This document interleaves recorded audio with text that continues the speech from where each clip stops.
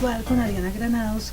Adriana es funcionaria de la Subsecretaría de Género y de en la Casa Matria. Entonces, Adriana, buenas tardes, bienvenida al canal virtual. Pues estamos muy agradecidos porque vengas a visitarnos y queremos que nos cuentes acerca de la Subsecretaría de Género y de la Casa Matria. Bueno, buenas tardes, muchas gracias por la invitación. Pues esta Subsecretaría de Equidad de Género hace parte de la administración municipal y se encarga de hacerle toda la coordinación y seguimiento a la implementación de la política pública de equidad de género, que desde el 2010 se ha formulado y se viene implementando con distintas acciones dirigidas a las mujeres caleñas. Esto se realiza en Casa Matria de la Casa de las Mujeres en Cali, a través de distintos equipos de trabajo, líneas de acción y de pensamiento. Pues se atienden varias realidades en relación a las mujeres, especialmente las violencias basadas en género. Entonces, a través de equipos de prevención, a través de equipos que atienden con modalidades durante el día y también con una modalidad que es un hogar de acogida, pues se realiza un trabajo de acompañamiento a las mujeres que son víctimas de violencias basadas en género. Y esto pues resulta ser, digamos, que parte de estos ejes que la política pública para las mujeres en Cali pues se ha propuesto desarrollar. Bueno, tú nos estás hablando de la Casa Matria y de los beneficios que tienen las mujeres cuando llegan allá, pero ¿cómo es el proceso para que ellas puedan llegar allá? ¿Cómo es el proceso para que ellas puedan llegar allá? Pues ahí hay un reconocimiento, digamos que cultural, ¿sí?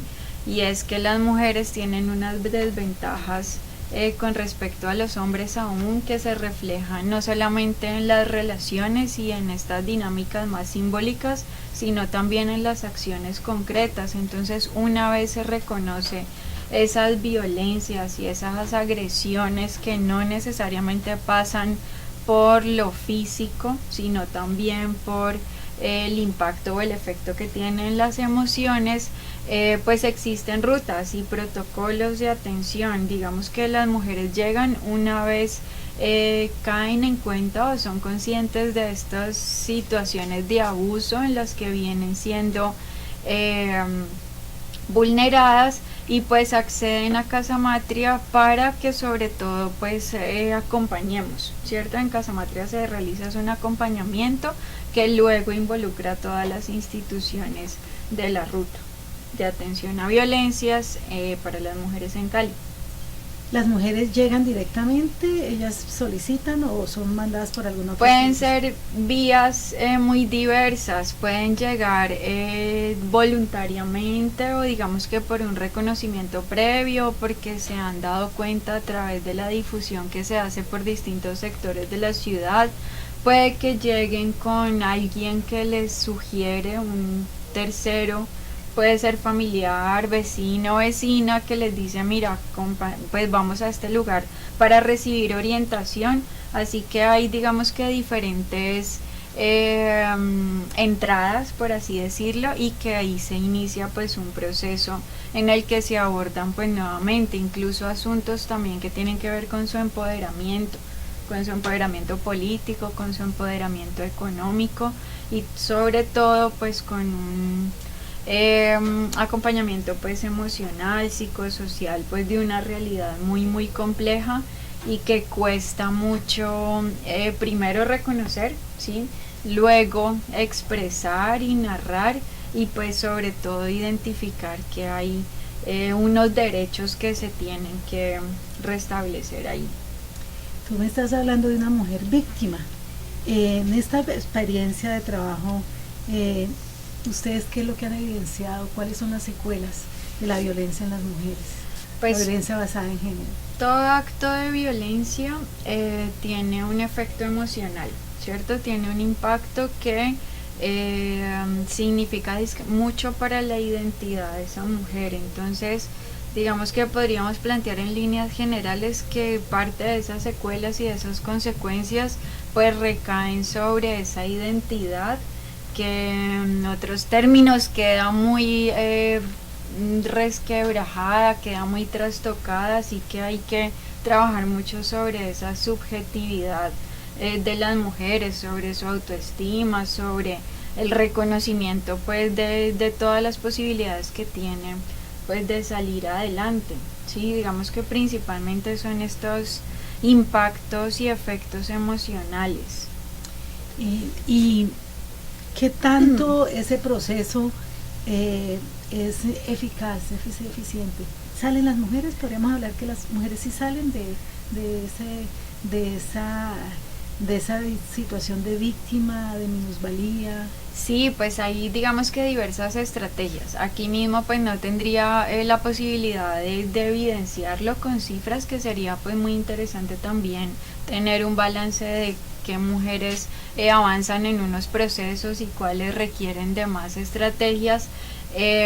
Pero pues podríamos decir pues que hay todo un conjunto de elementos de los cuales se ocupan equipos de profesionales interdisciplinarios que permiten pues llevar y avanzar en estas realidades. O sea que sí hay una esperanza para las mujeres victimizadas. Sí, hay asuntos incluso que se pueden medir con el lenguaje. A veces el reconocerse como víctima, ¿cierto? Pues lleva también a una identificación de todo un conjunto de situaciones muy negativas. Pero pues también hay la posibilidad de reconocerse como sobreviviente, ¿sí? A años y décadas de maltratos en ambientes íntimos, en espacios tanto públicos como privados. Entonces, la posibilidad de que las mujeres entiendan que han hecho cosas por ellas, por sus hijos, por sus entornos, pues les da más herramientas y las ubica también en un lugar de, bueno, yo salí adelante, sobreviví a una situación que en otros casos termina en asesinatos, termina en feminicidios. Entonces pues ahí hay un trabajo pues como muy fuerte con esto de no quedarse en un lugar de víctima pasiva, ¿cierto? Que es un poco hacia donde entiendo tu pregunta, sino de reunir digamos que elementos resilientes que le puedan llevar hacia adelante. Y pues ahí hay una presencia muy fuerte digamos que de las mujeres en relación pues a estos procesos. La casa matria es la casa de las mujeres, así que ellas igual continúan ahí a través de distintos estrategias, y podría decirse que una de las maneras en las que se logra avanzar es en el modo en que ellas asumen unos liderazgos, ¿cierto? Una mujer que ha pasado por toda una situación de violencia, vulneración y subordinación, luego tiene las herramientas suficientes incluso para organizarse en su comunidad, participar en mesas territoriales, en mesas municipales, donde ya el asunto digamos que trasciende a procesos pues más colectivos, más políticos. Yo diría que ahí también hay una posibilidad de evidenciar cuando las mujeres van avanzando digamos que en estos acompañamientos. Bueno, yo te preguntaría otra cosa, porque de pronto, como esto es nuestro público es de diferentes, digamos, de diferentes énfasis académicos, entonces de pronto muchos no entienden muy bien qué es eso de la violencia y de la violencia de género es que hay varias violencias, entonces me gustaría que nos ampliaras un poquito para que... Bueno, pensarse las violencias basadas en género pues remite a un reconocimiento pues de estas agresiones y estos actos de abuso que generan un daño en una persona, y ese daño es entendido no solamente desde el plano de lo físico, sino desde el plano emocional. Así que hablar de violencias basadas en el género pues no solamente remite digamos que a estas expresiones, sino dirigidas pues contra una persona, ¿cierto? Contra alguien que ocupa este lugar de víctima y que además es victimizada por el hecho de ser mujer. O sea que ahí se involucran todos estos estereotipos imaginarios que culturalmente se tienen en relación a lo femenino, en relación a las mujeres, así que los actos y agresiones físicos, psicológicos, patrimoniales, económicos, ciertos simbólicos, dirigidos hacia las mujeres por el hecho de ser mujeres y por lo que implica esto pues culturalmente o en nuestros entornos, pues es definido como una violencia basada en el género.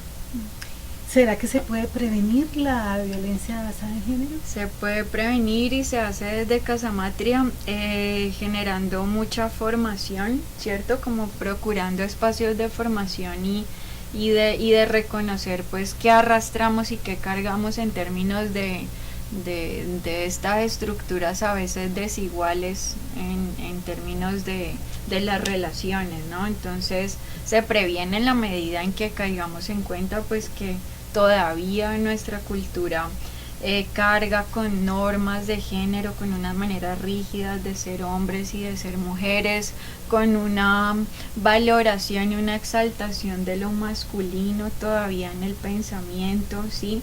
Entonces se previene en la medida en que caemos en cuenta de que aún existen unos discursos dominantes frente al género, aún se cree que el hombre tiene más posibilitado, por ejemplo, el espacio público, ¿sí?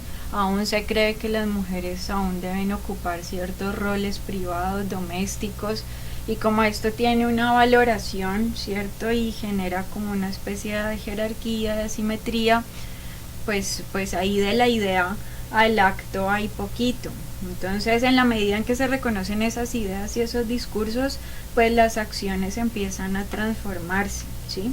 Así que por ese lado podría decirse desde lo educativo y formativo es que se genera prevención, y esto todo está soportado además no solamente en esta política pública, que es una decisión gubernamental para abordar esta problemática, sino hay herramientas legales que igual acompañan, hay pactos y convenciones internacionales que Colombia ha firmado y que sustentan y respaldan y justifican pues esta transformación que nos tenemos que proponer como sociedad.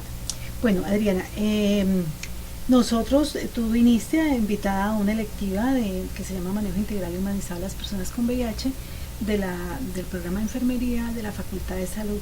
Entonces, pues yo quisiera que nos particularizaras como en esa tarea, en ese quehacer de los profesionales de salud frente a la detección, frente al trabajo con las violencias basadas en género. ¿Cuál sería ahí nuestro papel? Bueno, hay un principio y una mirada que nos guía en Casamatria y que es la que queremos invitar a la hora de encontrarle sentido y la pertinencia en el abordaje de las violencias basadas en género, y esa es la mirada diferencial. Digamos que ahí nos conectamos con todos los equipos de atención psicosocial, todas las carreras y profesiones que en su momento requieran detectar y atender a víctimas de violencia, y es justamente reconocer que no es lo mismo ser hombre que ser mujer, no es lo mismo ser mujer de determinado sector de la ciudad, con determinado nivel educativo, con determinadas situaciones de salud, a propósito del objetivo y sentido de la lectiva en la que compartimos ideas. Entonces esa mirada diferencial pues es muy necesaria en los equipos profesionales, y es a donde queremos invitar, ¿sí? A reconocer que al menos, bueno, por ejemplo en el sector salud no solamente se atienden pacientes, sino que se atienden pacientes portadores de un género, ¿cierto? Pacientes con unas procedencias, con unas pertenencias étnicas y raciales, con toda una serie de características que merecen que la atención sea singular, particular, y pues con unas miradas muy críticas también ahí. Bueno, podríamos quedarnos mucho más tiempo, pero el tiempo en televisión es muy limitado.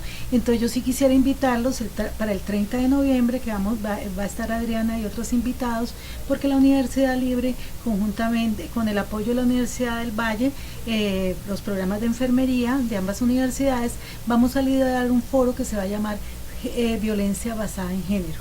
Va a ser el 30 de noviembre de 8 a 12 en el auditorio de administración de esta universidad. Entonces a todos todas las personas que están viendo el programa, por favor, los queremos invitar. Entonces, muchas gracias, Adriana, a la Casa Matria, a la Subsecretaría de Género y a los compañeros del canal virtual.